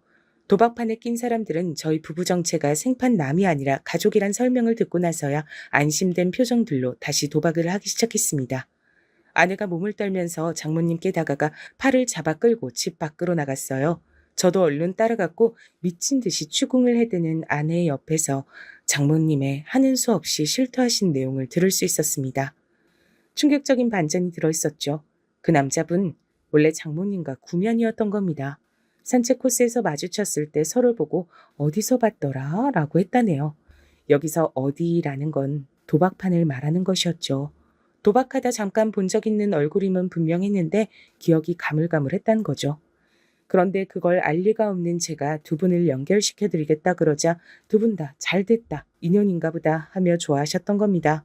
두 분은 작당을 해서 흥겹게 도박을 다니셨고 하다 이젠 장모님 댁에서 아예 사람들을 불러다가 도박판을 까신 참이었어요. 엄마, 인생에서 다시 도박은 없을 거라고 나한테 예전에 분명히 그러셨잖아. 아내가 절규했습니다. 전 저 때문에 상황이 이렇게 된 것 같아 너무 죄스러웠어요. 우는 아내 앞에서 장모님께선 미안하다고 고개를 숙이셨고 오늘 후로 다시는 도박을 하지 않겠다고 하셨습니다. 아내가 현기증을 일으키길래 저는 더 거기 있을 수가 없어 얼른 아내를 챙겨 차에 올라탈 수밖에 없었죠. 이게 대체 다 뭔 일인가 싶었네요. 장모님께선 다음 날 저희 부부에게 연락을 주시며 도박 안 할 거다라고 재차 못을 박으셨지만 아내는 의심의 눈초리를 했습니다. 심정이 너무 두근거려 밤에 잠도 안 온다는 아내가 전 걱정이 됐고 차라리 사람을 붙여서 장모님을 살피면 안심이 되겠냐 물었더니 아내가 당장 그러고 싶다고 하더군요. 제가 벌인 일이나 다름없단 생각이었으니 책임지고 싶었어요. 그래서 돈 주고 사람을 고용해서 장모님을 주시하게끔 했습니다. 결과는 참담했네요. 장모님께선 늦은 밤마다 도박판을 찾아 외출을 다니셨죠. 끊지 못하셨던 거예요. 하늘나라에 계신 우리 아빠를 위해서라도 엄마를 멈춰야 돼. 그게 맞아. 그니까 우리 신고하자. 아내의 눈빛에 비장한 결심이 들어 있었습니다. 따를 수밖에 없었죠. 장모님의 행적을 주시하고 있었기 때문에 신고를 해서 현장을 덮치게끔 하는 건 어렵지 않았습니다. 도박에 빠지셨던 장모님의 중독은 그렇게 해서 간신히 막을 내릴 수 있었어요. 그 이후 옛날에 장모님께서 도박으로 돈을 다 날리시는 바람에 빌려준 돈을 못 받으셨던 장모님의 친정 식구들, 그분들이 나서주셨습니다. 큰이모가 이번에 외할머니 계신 요양원 근처로 이사를 가시게 됐거든. 그러면서 그 이사간 집에서 우리 엄마도 데리고 같이 사시겠대. 도박에 디귿자도 못 떠올리도록 농사일을 엄청 맡기실 거라고 그러더라. 그 말씀 듣고 왠지 안심됐어. 아내가 씁쓸한 미소로 말을 하며 저에게 몸을 기댔을 때 이제서야 모든 상황이 평온해졌음을 알 수 있었네요. 하지만 방심은 금물이니 장모님께서 또 잘못된 유혹에 빠지시는 일이 없도록 저희 부부도 신경을 기울이고 있어야 할 것 같습니다. 하늘나라에서 제 아버지 그리고 장인어른께서 어쩌면 같이 나란히 앉아 이 모든 것들을 지켜보고 계셨을지 모르겠네요.